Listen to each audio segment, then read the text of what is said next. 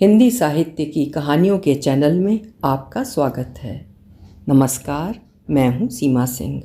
प्रेमचंद की परंपरा का निर्वाह करने वाले समकालीन प्रसिद्ध लेखक मिथिलेश्वर की लिखी हुई कहानी आज सुनिए, वैतरणी भौजी। ये कहानी उनके कहानी संग्रह भोर होने से पहले से ली गई है। कभी कभी कुछ सुधी श्रोता आग्रह करते हैं कि लेखक के कहानी संग्रह का भी नाम अवश्य बताया करें, जिससे वो पढ़ना चाहें तो वो पुस्तक खरीद कर पढ़ सकें। कथाकार मिथिलेश्वर का लेखकीय जीवन कहानी लेखन से आरंभ होता है। मात्र 15 वर्ष की कच्ची उम्र से उन्होंने लिखना शुरू किया, जो आज तक बरकरार है। प्रस्तुत है उनकी कहानी वैतरणी भौजी, मेरी आवाज़ में। मुझे जब भी ये सूचना मिलती है कि कोई प्रताड़ित, दुखिया और अभागन स्त्री आश्रय एवं पनाह की खोज में अपने घर से भागी है, तो वैतरणी भौजी की याद मेरे मन को कचोट जाती है। वो भी तो मेरे गांव ऐसे ही आई थी, लेकिन मेरे गांव के लोगों ने आश्रय एवं पनाह के स्थान पर उसे कैसी ज़िंदगी दी। वैतरणी भौजी की वो दर्द भरी आवाज़ आज भी मेरे कानों में गूंज उठती है। यही रे विपतिया के कोई न संगतिया। मैंने सोचा था कि शायद समय की परतों के अंदर उसकी याद दब जाएगी और मैं उससे छुट्टी पा जाऊंगा, लेकिन ऐसा नहीं हो सका। काफ़ी समय बीत जाने के बाद भी मैं उसे भूल नहीं पाया हूँ। दरअसल उस तरह की या उससे मिलती जुलती घटनाएं इधर आए दिन घटने लगी हैं, जो उसकी याद को रह रह कर ताज़ा कर देती हैं। मैं आपको बता दूँ, उसकी याद अतीत के अन्य चरित्रों एवं घटनाओं की तरह सिर्फ याद ही नहीं होती है, बल्कि अंदर तक मुझे चीर कर रख देती है। सचमुच वो जब भी याद आती है मैं कट कर रह जाता हूँ। आज तक उसके दर्द और दंश से मैं मुक्त नहीं हो सका हूँ। इस बिंदु पर मेरे मन में अक्सर ये सवाल पैदा होता है कि आखिर वो इस तरह मुझे क्यों सताती है। मैंने तो उसका कुछ भी नहीं बिगाड़ा है। उस वक्त तो मैं छोटा था। इस पर मुझे लगता है कि मेरे गांव के अधिकांश लोग भी तो यही सोचते होंगे। तो क्या दोष उसी का होता है जो किसी को सताता है? जो लोग सताते हुए देखते हैं और मौन बने रहते हैं, क्या दोष उनका नहीं होता? मौन होकर किसी को सताए जाने का माहौल बनने देना और मानवता की पुकार पर उस माहौल को तोड़ने के लिए जिहाद छेड़ना, क्या दोनों में अंतर नहीं होता? क्या सवाल स्वयं सताने या न सताने का ही होना चाहिए? सताने वाले के प्रति असमर्थन और असहयोग का नहीं होना चाहिए? क्या लोगों के असमर्थन और असहयोग के बाद भी किसी को सताया जा सकेगा? मैं बात स्पष्ट कर दूं, वैतरणी भौजी के साथ जो कुछ भी हुआ वो मेरे समूचे गांव के सामने हुआ है। मेरा मन कहता है कि मेरी तरह मेरे गांव के लोगों को भी अवश्य लगा होगा कि ये ठीक नहीं हुआ, इसे नहीं होना चाहिए था। लेकिन इसके बावजूद बलिराम को छोड़कर हम सब मौन, तमाशबीन और स्थिर बने रहे। शायद अपने जड़ और रूढ़ संस्कारों की वजह से हम सिर्फ देखना ही जानते हों। जो हो, हम सिर्फ सोच कर ही रह गए, हमने कुछ किया नहीं। शायद यही वजह है कि वैतरणी भौजी की याद न चाहते हुए भी मेरा पीछा नहीं छोड़ रही है। इस क्रम में उसका न भुलाया चेहरा सबसे पहले मेरी आंखों के सामने आ जाता है। गोल मटोल मुखड़ा, कुछ चिपटी नाक, लेकिन बड़ी बड़ी आँखें, गुला थुला और खूब धप धप गोरा शरीर, ना अधिक लंबी ना छोटी, मंझोले कद की भरपूर मेहरारू, अपने आप घूरे पर उगाई बिरवाई की तरह डाढ़ पतवार से कचनार। कुछ थतरा कर बोलती थी, लेकिन मोती जैसे दांत चमका कर सबका मन मोह लेती थी। पता नहीं कहाँ की थी, अपने को सोन उस पार की बताती थी। गया जिला के किसी गांव की बेटी और पटना जिला के किसी गांव की पतोहू, लेकिन कभी उन दोनों जगहों से कोई खोज खबर लेने कोई नहीं आया था, और न मेरे गांव से ही उसका सही पता ठिकाना मालूम करने कोई गया था। कभी किसी ने इसकी ज़रूरत ही नहीं समझी थी। मुझे अच्छी तरह याद है वो ऐन चैत नवमी के दिन आई थी।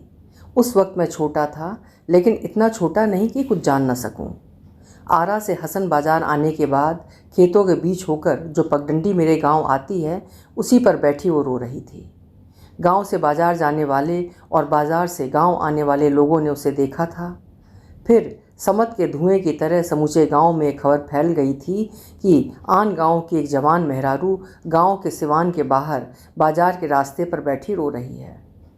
इसके बाद देखते देखते मेरे गांव के लोगों की भीड़ वहां लग गई थी। औरत मर्दों के साथ हम बच्चे भी वहां जा पहुंचे थे। देखा था हरे रंग की एक सूती साड़ी पहने पगडंडी पर बैठी वो घुटनों में माथा छिपाए सुबक रही थी। मेरे गांव के लोगों के पूछने पर शुरू में उसने कोई जवाब नहीं दिया, बल्कि और ज़ोर ज़ोर से रोने और सुबकने लगी थी। इस पर मेरे गांव की सीता झरिया काकी उसके और करीब जाकर उससे सटकर बैठ गई थीं तथा उसके माथे पर दुलार से हाथ फेरते हुए प्यार से बोली थीं, ए बाची, तू केकर बेटी पतोहू हऊ? काहे ऐसे जार बेजार होके रोआ तारू? तोहार रोआई देख के हमने करेजा फाटता। हम तोहरा महतारी दाखिल बानी। तू सब बात सांच सांच कह। सौंसे गांव तोहरा भीरी जुटाइज बा। तोहरा खातिर जवन करे लायक होगी हमनी के उठाना राखब जा। सीता झरिया काकी द्वारा दुलार से इस तरह पूछने पर सुबकते हुए उसने संक्षेप में कहा था कि वो पेट से है, कि उसके मर्द ने उसे मारकर घर से भगा दिया है, कि उसका मर्द अपनी बेवा भौजाई से फंसा है।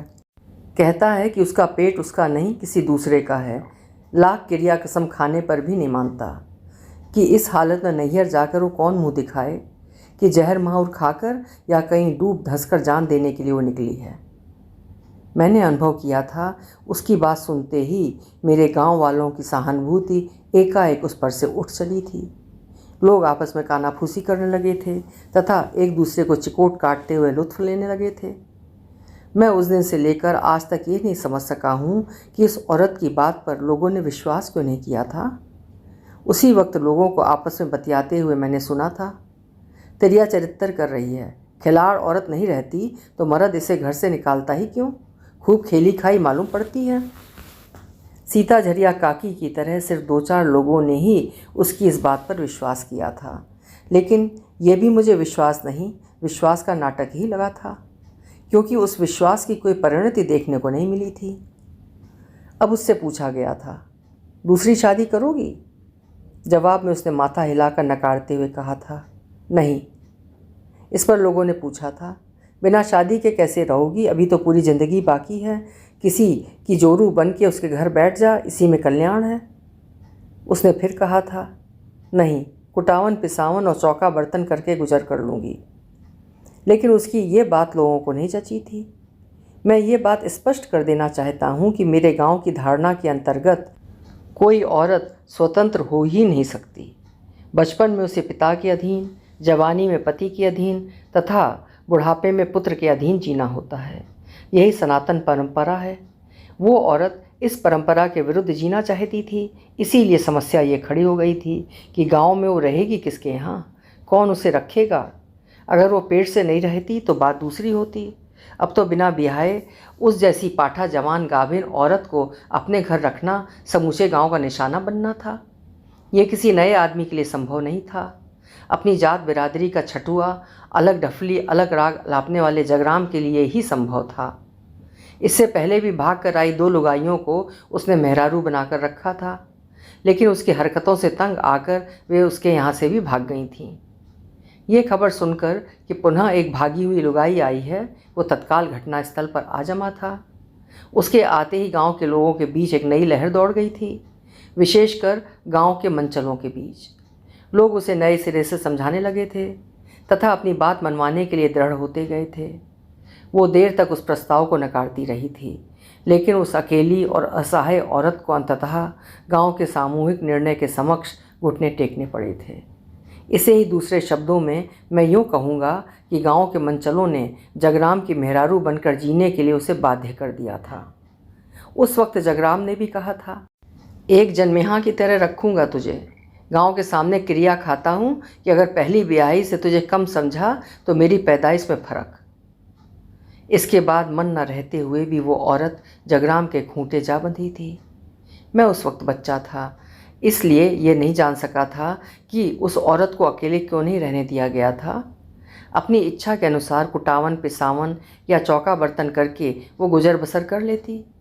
लेकिन सयाना होने के बाद मैं सब जान गया कि औरत होना क्या होता है और मर्द होना क्या होता है, और चाह कर भी वैसे वो नहीं रह सकती है जैसे मर्द रह लेता है। औरत की जवान देह उसकी सबसे बड़ी मुसीबत होती है। शुरू शुरू में जगराम उस औरत को पहली ब्याही की तरह रखने लगा था। ये बात मुझे अच्छी लगी थी, शायद अन्य लोगों को भी लगी होगी। लेकिन यह स्थिति देर तक बरकरार नहीं रही थी। कुछ समय बाद ही जगराम का व्यवहार उस औरत के प्रति बदल गया था। अब वो बात बात पर उसे डांटने फटकारने तथा मारने पीटने लगा था। साथ ही गांव में कुटावन, पिसावन और चौका बर्तन करने के लिए भी भेजने लगा था। दरअसल उस औरत से उसका मन भर गया था। नई औरत पाने की उसकी भूख शांत हो गई थी। अपने गांव के जग्गू दादा के शब्दों में कहूँ तो अघाए बकुले की तरह पास पड़ी पोठिया अब उससे तीत लगने लगी थी। उन दिनों वो औरत मेरे यहाँ आकर भी कुछ काम कर जाती थी। प्राकृतिक चिकित्सा के अनुयायी मेरे पिताजी घर के जाते का पिसा हुआ आटा और सत्तू तथा घर के ढेंके का छाँटा हुआ चावल ही खाते थे। ये कार्य गांव की मजदूर स्त्रियां करती थीं। अब उन स्त्रियों में उस औरत की संख्या भी बढ़ गई थी। माँ जब भी उसे खबर भेजती वो आकर आटा सत्तू पीस जाती तथा चावल छाँट देती थी। बदले में माँ उसे जो कुछ भी देती ले लेती थी। कभी हर हर पटपट नहीं करती थी। वो मुझे बहुत मानती थी। दुलार से मुझे राजा बाबू कहती थी। लेकिन मैं देखता था काम करते हुए उसे जब भी एकांत मिलता रोने लगती थी। तब वो मुंह से न रोकर आंखों से रोती थी। लोर से उसके गाल भीग जाते थे। इस स्थिति में मेरी या मेरे घर के किसी की भी नज़र पड़ने पर वो मुंह फेरकर आंचल से लोर पोंछ लेती थी तथा सहज दिखने की कोशिश करने लगती थी। इस पर बाल स्वभाववश मैं उससे पूछ बैठता था, क्यों रो रही हो? तब मेरी ओर ताकते हुए वो हंस देती और कहती, कहाँ रो रही हूँ? मैं कहता, अभी तो तुम्हारी आंखों से लोर चू रहे थे। तब वो बड़ी चतुरता से अपने को सामान्य बनाते हुए कहती, आंखों में तिनके पड़ गए थे। दरअसल मेरे बाल मन को अपनी व्यथा से वो तनिक भी दुखी नहीं करना चाहती थी। लेकिन मैंने सुना था माँ के पूछने पर वो कहती थी, अपने ओछे कर्म पर रो रही हूँ। जाने पूर्व जन्म में ऐसा कौन सा पाप किया था जिसका फल इस रूप में भुगत रही हूँ। माँ के ये कहने पर कि अपने बाप भाई को खबर क्यों नहीं करती, तो वो कहती, मैं तो नरक भोगी रही हूँ, उन्हें क्यों परेशान करूँ, उनके मुंह पर कालिक क्यों पुतवाऊँ। इसीलिए तो उनसे इतनी दूर आ गई हूँ। मर जाऊँगी तो मर जाऊँगी, उनकी जगहसाई नहीं करवाऊँगी। उन्होंने तो अच्छी तरह देख सुनकर तिलक, दहेज, दान दक्षिणा देकर शादी की थी। अब मेरी किस्मत ही ओछी है तो वे क्या करें। उन्हीं दिनों एक दिन मैंने माँ से कहा था, ये औरत बहुत अच्छी है माँ, इसे अपने घर ही रख लो, सब काम करेगी, जगराम की मारपीट से भी बच जाएगी। इस पर प्रारंभ में इधर उधर की बातें करके माँ ने मेरे ध्यान को इस ओर से हटा देना चाहा था। लेकिन जब मैंने जिद पकड़ ली थी तो उन्होंने मुझे समझाते हुए कहा था, ये औरत रखने लायक नहीं। इस पर जिज्ञासावश मैं पुनः पूछ बैठा था, इसमें क्या दोष है माँ, ये रखने लायक क्यों नहीं? बस पास खड़े मेरे चाचा आंख गुरेरते हुए मेरे ऊपर बरस पड़े थे। जाओ पढ़ो, उल जलूल सवाल मत किया करो, अभी 4 दिन का हुआ और बूढ़ घाक की तरह सवाल करने लगा। चलो और अपना पाठ तैयार करके दिखाओ। इसके बाद फिर कभी उस औरत को रखने की मांग मैंने माँ से नहीं की। ये बात मैं ही नहीं, सारा गांव जानता है कि जगराम की उपेक्षा और लापरवाही के चलते उस औरत के पहले पेट का बच्चा सौरी में ही मर गया था। असल में जगराम को उसकी इस बात पर तनिक भी विश्वास नहीं था कि उसका पेट उसके मर्द का है। उसकी नज़र में वो एक चालू औरत थी जिसकी बातों पर भरोसा नहीं किया जाता, सिर्फ उसे इस्तेमाल किया जाता है। जगराम की दृष्टि से ही उसे देखने वाले गांव के कुछ लोग, जो जगराम की तरह इज्जत आबरू दांव पर लगा उसे खुलेआम हत्या तो नहीं सके थे, इसीलिए अब रात के अंधेरे में उसकी धरपकड़ करने लगे थे। शुरू में वो चीखती चिल्लाती थी, चाहती थी कि जगराम उन शोधों का विरोध करे, लेकिन जगराम को इस बात का कोई मलाल नहीं था। एक दिन उसके अधिक शोरगुल मचाने पर जगराम ने उल्टे कसकर उसकी धुनाई कर दी, ये कहते हुए कि 10 घाट का पानी पीकर आने के बाद सती सावित्री बनती है और उसे गांव के नवैयों से मार खिलवाना चाहती है। उसके बाद ना चाहते हुए भी वो वैतरणी भौजी बन गई थी। सच क्या है सब जानते हैं। विवश लाचार वो औरत इतनी सस्ती और सहज सुलभ हो गई थी कि एकांत में पाते ही लोग उसे धर दबोचते। फिर सुनने में आता है कि गांव के टीका तिलक करने वाले पुजारी बाबा से लेकर घुर फेंकन धोबी तक ने। तब मैं नहीं जानता था कि ये वैतरणी होना क्या होता है। उस वक्त बहुत पूछने पर माँ से तथा अन्य बड़े जनों से मुझे ये जानकारी मिली थी कि वैतरणी एक नदी होती है जिसे मरणोपरांत पार किया जाता है। इसीलिए मरने से पहले लोगों को बाछी छुआई जाती है, जिसकी पूंछ पकड़कर आदमी उस नदी को पार करता है। फिर जो पार कर जाता है उसके लिए स्वर्ग का द्वार खुल जाता है, और जो नहीं पार करता है वो नदी में डूबता छटपटाता रहता है। मैं आज भी सोचता हूँ कि उस औरत का नाम मेरे गांव वालों ने वैतरणी भौजी क्यों रख दिया था, तो मुझे कुछ भी समझ नहीं आता है। मेरा माथा चकराने लगता है। क्या सचमुच लोगों का दृष्टिकोण इतना परिवर्तित हो गया है कि उपनामों में न सिर्फ उन्होंने उलट दिया है बल्कि विकृति के इस बिंदु तक पहुंचा दिया है? क्या वो औरत वैतरणी का अर्थ जानती थी? मुझे याद है, न सिर्फ पीठ पीछे ही लोग उसे वैतरणी भौजी कहते थे, बल्कि कई लोगों को उसे इसी नाम से संबोधित करते हुए भी मैंने सुना था। ज़रूर वो इसका अर्थ जानती होगी, नहीं तो बाद के दिनों में जान गई होगी। हालांकि वो इस सच्चाई को जी रही थी, उसके बीच इसका अर्थ जानने या ना जानने से कोई फ़र्क नहीं पड़ने वाला था। मुझे अच्छी तरह याद है, उन्हीं दिनों वो औरत जगराम और मेरे गांव के लोगों से मुक्ति पाने के लिए एक दिन भागी थी, लेकिन सफल नहीं हो सकी। मेरे गांव के नारी भक्षियों ने उसे पकड़ ही लिया। लावारिस और संरक्षणहीन उस औरत को गांव की सामूहिक संपत्ति मान उसे कहीं अन्यत्र न जाने देने के लिए मेरे गांव के लोग एकमत हो गए। इस संदर्भ में मेरे बाल मन को उस वक्त जो लगा था, वही प्रश्न आज भी मेरे सामने खड़ा हो जाता है कि उसे बेहतर ज़िंदगी देने के लिए मेरे गांव के लोग कभी एकमत क्यों नहीं हुए थे। वो घटना अगहन महीने की थी। उस साल धान की फसल खूब अच्छी हुई थी। खेत की मेड़ों पर चलती और घास काटती घसगड़ें धान के पौधों के बीच छिप छिप जाती थीं। उस साल भी हर साल की भांति नेटुओं की टोली मेरे गांव आई थी। गांव से बाहर बुथावा बगीचे में उन्होंने डेरा डाला था। वे जब भी मेरे गांव आते थे उसी बगीचे में डेरा जमाते थे। बगीचे के किनारे किनारे स्कूल जाते हुए मैं उन्हें देखा करता था। वे सिरकी की चादर तान कर अपने ठहरने का घर तत्काल बना लेते थे। उनके पास अनेक जानवर होते थे, भालू, बंदर, भैंस, कुत्ते। भालू और बंदर को वे गांवों में नचाते थे तथा भैंस दूध पीने और सामान ढोने के लिए रखते थे।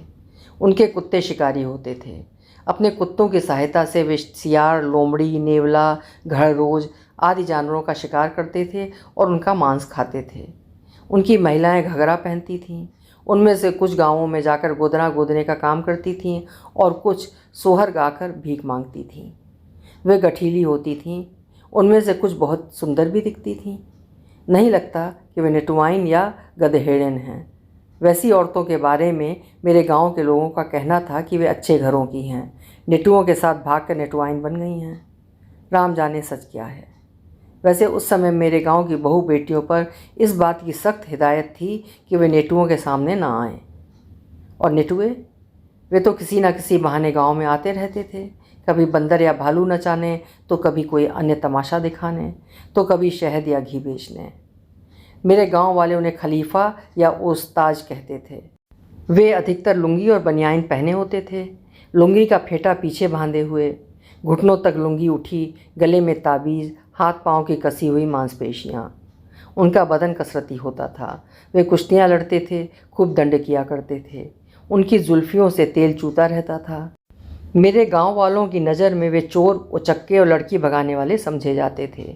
बच्चों को भी उनके पास अकेले नहीं जाने दिया जाता था, क्योंकि गांव के अनुसार वे बच्चों को भी भगा कर ले जाते थे और उन्हें अंधा या लूला लंगड़ा बना भीख मंगवाते थे। अपने गांव की इस धारणा के तहत मैं बचपन में उनसे बहुत डरता था, लेकिन आज सोचता हूँ तो समझ नहीं पाता हूँ कि मेरे गांव ने उनके ऊपर इस तरह का निराधार और मिथ्या आरोप क्यों थोप दिया था। गांव की तयशुदा और रूढ़िग्रस्त जीवन शैली से अलग अपने परिश्रम एवं साहस से अगर उन्होंने जीने की एक नई राह विकसित कर ली थी, तो इसमें उनका दोष ही क्या था। सचमुच हम उन्हें समझने की कोशिश नहीं करते हैं, जो रूढ़ियों को तोड़कर खुला और वर्जनाहीन प्राकृतिक जीवन जीना चाहते हैं। उनका यह जीवन प्रशंसनीय होना चाहिए, निंदनीय नहीं। खैर, उन्हीं नेटुओं में से नाटे कद का एक गठीला नेटुआ उन दिनों जगराम के घर के आसपास मंडराने लगा था। गांव के कुछ लोगों ने तो उसे वैतरणी भौजी से बतियाते हुए भी देखा था। फिर एक दिन सुबह पुरवा के झोंके की तरह ये खबर समूचे गांव में फैल गई कि वैतरणी भौजी भाग गई। बस देखते ही देखते जगराम के दरवाजे लोगों की भीड़ लग गई। दूसरे मौक़ों पर पहले कभी लोग उनके यहाँ इस उत्साह से नहीं जुटे थे, लेकिन इस मौके पर तो जैसे सारा गांव ही उमड़ आया था। जगराम ने लोगों को बताया, ससुरी रात से ही लापता है। मैं समझा था कि किसी के यहाँ कोई काम करने गई है, रात गहराने तक लौट आएगी, लेकिन वो तो धता दे गई है। सारी रात गुजर गई, नहीं आई। मुझसे कोई कहा सुनी भी नहीं हुई। मैंने तो उसे मेहरिया बना कर रखा था, लेकिन उसे एक मर्द से मनमान हो तब ना। नंबरी छह तरह थी, आंखों में धूल झोंक कर चंपत हो गई। इस पर भीड़ में से किसी ने कहा, कहीं ऐसा तो नहीं कि रात गांव में ही किसी के यहाँ रह गई हो? जगराम ने कहा, नहीं भाई, जिसके यहाँ काम करने जाती थी सब जगह देख आया हूँ। विशेषकर के दोनों बेटों को दौड़वा कर सारा गांव छनवा चुका हूँ। इस पर भीड़ से एक व्यक्ति ने कहा, गांव में वो कहाँ छिपेगी, सारा गांव तो यहाँ आ ही चुका है। अधिकांश लोगों ने इस बात का समर्थन भी किया, लेकिन एक तीसरे व्यक्ति ने कहा, जिधर से आई थी उधर भी जा सकती है। स्टेशन का रास्ता उसका देखा हुआ था। ये शोर की गाड़ियाँ किधर जाती हैं अक्सर पूछती रहती थी। इस पर शंकालु प्रवृत्ति के एक व्यक्ति ने कहा, यह भी तो हो सकता है कि गांव के पोखरे या किसी कुएं में कूद कर अपनी जान दे दी हो। ऐसी औरतें मरने से भी तो नहीं डरती। लेकिन अधिकांश लोगों ने कहा, नहीं, ऐसी महिलाएं जान नहीं देती हैं। अब भीड़ ने अधिक विचार विमर्श न कर उसे ढूंढ निकालने का निर्णय तत्क्षण कार्यान्वित कर दिया। बस गांव के लगभग 2 दर्जन नवही ताल ठोंक कर तेजी से इधर उधर निकल गए। कुछ स्टेशन की ओर, कुछ बगीचे में ठहरे उन नेटुओं के पास, कुछ गांव के पोखरों एवं कुओं में झांकने तथा कुछ गांव से बाहर जाने वाले सभी मार्गों से आगे बढ़कर उसका पीछा करने। लेकिन दिन चढ़ने तक सभी वापस आ गए। वैतरणी भौजी का कोई पता नहीं चला। तब गांव से उसे अन्यत्र न जाने देने वाले उत्साही मंचले गोल बांधकर जग्गू दादा के पास आए। असल में उस वक्त मेरे गांव के लोग किसी भी सामूहिक निर्णय को तत्काल अंजाम तो दे देते थे, पर जल्दबाजी में उन्हें जग्गू दादा याद नहीं आते थे। लेकिन जब सफलता नहीं मिलती तो अनुभवी जग्गू दादा के पास उन्हें आना ही पड़ता था। और जग्गू दादा भी ऐसे कि गांव में चाहे जो हो जाए, बिना लोगों के पूछे कुछ बताने वाले नहीं, एकदम सहदेव पंडित की तरह। उस वक्त जग्गू दादा अपने दरवाजे पर बैठे पटारी की रस्सी बुन रहे थे। अगले दिन उनके खेतों में कटनी लगने वाली थी। लोग उनके समीप पहुंचते ही बोल उठे, वैतरणी भाग गई दादा। उन्होंने कहा, मालूम है। लोगों ने कहा, सब जगह ढूंढ कर हार गए, पूरा सिवान छान दिया, कहीं नहीं मिली। अब आप ही कोई उपाय बताइए दादा। इस पर एक क्षण तक मौन हो जग्गू दादा उपस्थित लोगों की ओर ताकने लगे, फिर सामने खड़े बरगद की फुनगियों की ओर। उन्हें ऐसा करते देख लोगों को यह आशा बंधने लगी कि शायद वे कोई जुगत बताएंगे। असल में किसी भी समस्या पर अपनी राय देने से पहले वे अक्सर उपस्थित लोगों की ओर ताकते हैं, फिर बरगद की फुनगियों की ओर, फिर अपनी राय देते हैं। अब उन्होंने अपनी चुप्पी तोड़ते हुए कहा, सुनने में आया है बुथवा बरगचे में डेरा डाले नेटुओं की टोली का कोई नेटुआ वैतरणी के पास आता था। इस पर कई लोगों ने एक ही साथ कहा, हाँ दादा, लेकिन वहाँ ढूंढ लिया गया, उनकी सिरकियों में झांक कर देखा गया, आसपास हर जगह खोजा गया, वहाँ वो नहीं है। इस पर दादा ने अपनी अनुभवी आवाज़ में कहा, नेटुओं की चोरी पकड़ना सबके वश की बात नहीं। तो आप भी चलिए दादा, देख लीजिए, हम लोगों को तो वहाँ वो कहीं नहीं दिखती। और लोग जग्गू दादा को लेकर चल पड़े। जग्गू दादा के साथ होने की वजह से उसकी खोज में सक्रिय लोगों का उत्साह पुनः ताज़ा हो गया। लेकिन वहां पहुंचने पर पाया गया कि नेटुए अपना डेरा उखाड़ कर कहीं जाने की तैयारी में थे। अपना अधिकांश सामान वो भैंसों पर लाद चुके थे, सिरकी के घर समेट कर बांध लिए गए थे। घुमक्कड़ होने की वजह से वे कहीं एक जगह ठहरते तो थे नहीं, आज यहाँ तो कल वहाँ। जग्गू दादा ने उस नेटुए की टोली के सबसे बुजुर्ग नेटुए को अपने सामने बुलाया, जो अपनी टोली का मेट था। फिर आंख गुरेड़ते हुए उसे धमकाया, ए खलीफा, मेरे गांव की एक लुगाई गायब है, तुम्हारी टोली में से अगर किसी ने छिपाई हो तो सीधे मन से बता दो। वो हाथ जोड़कर गिड़गिड़ाने लगा, हमन का ई काम नहीं मालिक, हमन का तो रघुआ लोगन के आगे तमाशा दिखा के आ मांग खा के गुजर करीलास। ई करम हमन का सपनों न करब स मालिक, फिर कवन मुँह लेकर गांव में आइब सा। लेकिन जग्गू दादा को उसकी बातों पर विश्वास नहीं। उन्होंने गांव के लोगों को आदेश दिया कि वे नेटुओं के सामानों की तलाशी लें। हालांकि इस पर कुछ लोग चौंके भी कि वो औरत कोई कागज़ की पुड़िया तो है नहीं कि नेटुओं के गट्ठरों में छुपी होगी। भला भरी पूरी किसी औरत को कपड़ों और सामानों के गट्ठर में छिपाया जा सकता है? लेकिन चूंकि जग्गू दादा का आदेश था, इसीलिए मानना ही था। गांव के लोग नेटुओं के बड़े गट्ठरों को खोलकर और छोटे गट्ठरों को हाथों से टोकर देखने लगे। अन्य गट्ठरों की तरह एक बड़ा गट्ठर एक भैंस की पीठ पर बांध कर रखा गया था। लोग जब उस गट्ठर के पास पहुँचे तो नेटुओं की औरतें कुछ नेटुओं के सामने हाथ जोड़ने लगीं। एहमे शीशा के बर्तन में मद आधी संभार के रखल है मालिक, छोला पर सब गिरी जाई, हमने के सब कमाई बर्बाद हो जाई। मधु और घी बेचने वाले उन नटुओं की बात मेरे गांव के अधिकांश लोगों को सही मालूम पड़ी। बस उनके कदम ठिठक गए। लेकिन जग्गू दादा की राय इन सबसे पृथक थी। उन्होंने इस बार विश्वास के साथ एक घोषणा की कि वैतरणी इसी गट्ठर में है। बस ये सुनते ही नेटुओं और उनकी औरतों के रोकते रोकते दर्जन लोग उस गट्ठर पर टूट पड़े।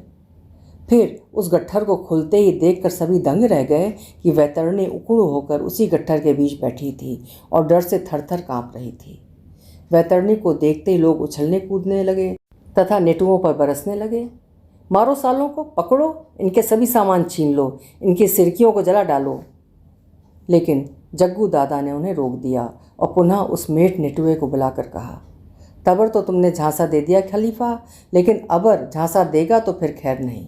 अब सांस सांस बता दे कि तेरी टोली का कौन नेटुआ वैतरणी को लेकर भागा है। इस बार नाटे कद का वो गठीला नेटुआ जो वैतरणी के पास आता था स्वयं सामने आ गया और बोला, हुजूर रहुआ लोग माई बाप बानी, हम एकरा के भोरा के भगवाले नाही, ये अपना राजी खुशी से हमरा साथे आई। अब जग्गू दादा ने वैतरणी भौजी से पूछा, क्या तू अपने मन से इसके साथ आई है? उसने कहा, हाँ। लेकिन तुम तो जगराम की लुगाई हो। जग्गू दादा ने कहा, समूचे गांव के सामने उसने तुम्हारा हाथ थामा है। इस पर वो बेफर कर रोने लगी। वो मुझे घरवाली की तरह नहीं रखता, मुझ पर विश्वास नहीं करता, मेरी कोई बात नहीं मानता, मेरी इज्जत लुटने देता है, शिकायत करने पर उल्टे मुझे ही पीटता है। मैं उसके साथ कभी नहीं रह सकती। उसने मुझे पत्नी बनाकर नहीं, रखनी बनाकर रखा है। आप लोग मुझे मत रोकिए, मैं इन लोगों के साथ जाऊंगी। वैतरणी की बात सुनकर हठात सभी मौन हो गए।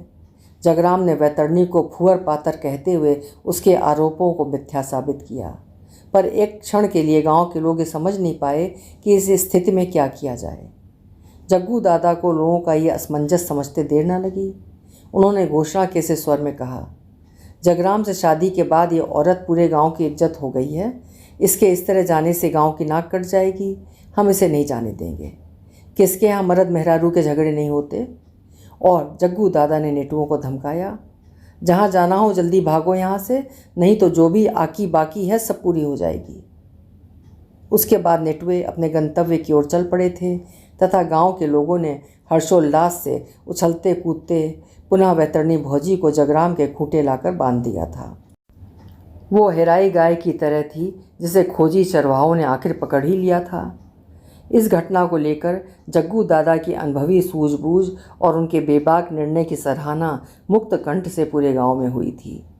दरअसल गांव के मनचले तो ये चाहते ही थे, लेकिन आज मैं इस घटना पर विचार करता हूँ तो मुझे ये सामूहिक बलात्कार की घटना मालूम पड़ती है। यह ठीक है कि एक व्यक्ति की अपेक्षा पूरे गांव का निर्णय ज़्यादा महत्वपूर्ण होता है, लेकिन जिस परिप्रेक्ष्य में यह निर्णय लिया गया वो कतई मुनासिब नहीं। मेरा मन आज भी कहता है कि वैतरणी भौजी अगर उस नेटुए के साथ भाग गई होती तो कितना अच्छा होता। लोगों के अनुसार उक्त नेटुआ उससे मारता पीटता, उससे भीख मंगवाता, लेकिन घरवाली का मान भी देता और देता सबसे बड़ी सुरक्षा जो हर पत्नी अपने पति से चाहती है। नेटुओं की औरतें अपने मन से चाहे जो कर लें, क्या मजाल कि उनके साथ कोई ज़बरदस्ती कर ले। फसली से गर्दन काट देते हैं नेटुए, लेकिन वैतरणी भौजी के नसीब में सुरक्षा कहाँ। मुझे दुख के साथ ये बताना पड़ रहा है कि उस घटना के कुछ ही समय बाद वो एक ऐसी बीमारी की चपेट में आ गई कि उनके समूचे बदन में फोड़े निकल आए थे और 24 घंटे वो बुखार में तपती रहती थी। पास से गुजरने पर वो सड़ी मछली की तरह बदबू करती थी। उस स्थिति में जगराम ने इलाज और सेवा शुश्रूषा के स्थान पर संक्रामक बीमारी से ग्रस्त समझ उसे अपने घर से निकाल दिया था।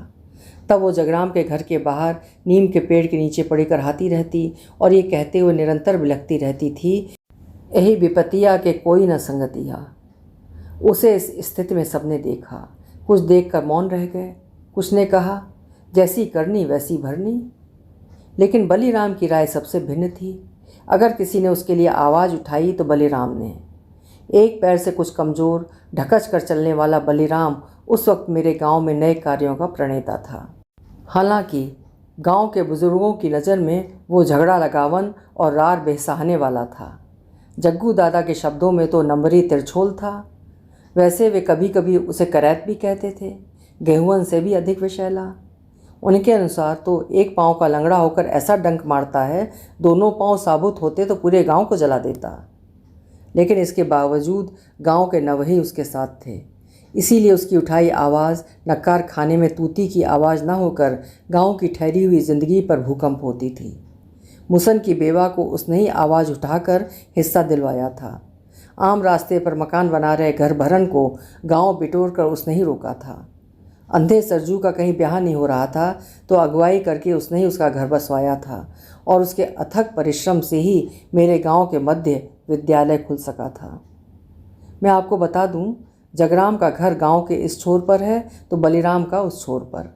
इसीलिए प्रारंभ में जब जगराम ने वैतरणी भौजी को घर से निकालकर नीम गाछ के नीचे रहने के लिए विवश कर दिया था, तब बलीराम वस्तु स्थिति से अच्छी तरह अवगत नहीं हो सका था। गांव के लोगों से उसे ज़रूर जानकारी मिली थी कि वैतरणी को कोई गंभीर बीमारी हो गई है, लेकिन जगराम उसकी ओर से मुंह मोड़कर उसके प्रति इस तरह बेरुखा हो गया है, ये वो नहीं जानता था। उस घटना के तीसरे दिन लोहार के यहाँ से अपने हल का फाल चढ़वा कर लौटते हुए बलराम की नज़र वैतरणी पर पड़ी थी। वैतरणी को असहाय स्थिति में तड़पते, छटपटाते और बिलखते देख जगराम के प्रति उसका खून खौल उठा था। घर पर हल पटक वो सीधे गांव में निकल गया और वैतरणी की इस स्थिति के लिए उसने घोषित रूप से जगराम को दोषी ठहराया था तथा उसके प्रति जगराम की उपेक्षा और बेरुखी के खिलाफ गांव के नवहियों को ललकारा था। उसने गांव के नवहियों के बीच जगराम के विरुद्ध ऐसा तर्क दिया था कि लगभग 1 दर्जन नवही तत्काल जगराम के दरवाजे जा पहुँचे थे और वैतरणी को घर के अंदर रख उसकी ढंग से देखभाल करने तथा इलाज करने के लिए वे न सिर्फ उसके ऊपर दबाव डालने लगे थे बल्कि उसे मारने पीटने पर भी उतारू हो गए थे। इस बीच जग्गू दादा की मानसिकता के कुछ लोग जगराम के पक्ष में आ खड़े हुए थे। दोनों ओर से तनातनी और मारपीट की स्थिति कायम हो गई। अंततः कुछ लोगों के बीच बचाव के बाद पंचायत कराने के निर्णय पर स्थिति नियंत्रण में आई थी। फिर उसी शाम गांव के पुरबारी टोले में बरगद के नीचे पंचायत बैठी थी। मुझे जहाँ तक याद है वो मेरे गांव की एक मशहूर पंचायत थी। पंचायत में सबके पहुँच जाने और अपनी अपनी जगह बैठ चुकने के बाद सबसे पहले बलीराम ने अपनी बात लोगों के सामने रखी थी। सारा गांव जानता है कि जगराम ने वैतरणी का हाथ पकड़ उसे अपनी घरवाली कबूल किया है। जब वो ठीक थी तो उसके साथ खूब मौज किया, लेकिन उसके ऊपर विपत्ति आते ही उसे घर से निकाल दिया। पति धर्म का तो इसने पालन किया ही नहीं, मानवता की दृष्टि से भी उसके साथ घोर अन्याय कर रहा है। चूँकि समूचे गांव के सामने इसने वैतरणी का हाथ थामा है, इसीलिए अब गांव का ही दायित्व तो बनता है कि वो जगराम को बाध्य करे कि वैतरणी के प्रति अपनी बेरुखी त्याग, पुनः उसे घर के अंदर लाए और अच्छी तरह उसकी सेवा चिकित्सा करे तथा उससे अपना स्नेह संबंध बनाए। बलीराम की बात का समर्थन कई लोगों ने किया था, खासकर गांव के नवही उसकी राय से बिल्कुल सहमत थे। लेकिन दूसरी तरफ के लोगों की धारणा इससे भिन्न थी। उनमें से एक ने कहा, जगराम उसकी दवा कराए और देखभाल करे ये तो ठीक है, लेकिन उसको घर में लाकर रखे ये उचित नहीं। उसको जो रोग हुआ है वो गन्हवा रोग है, उस रोग के आदमी के साथ नहीं रहा जा सकता।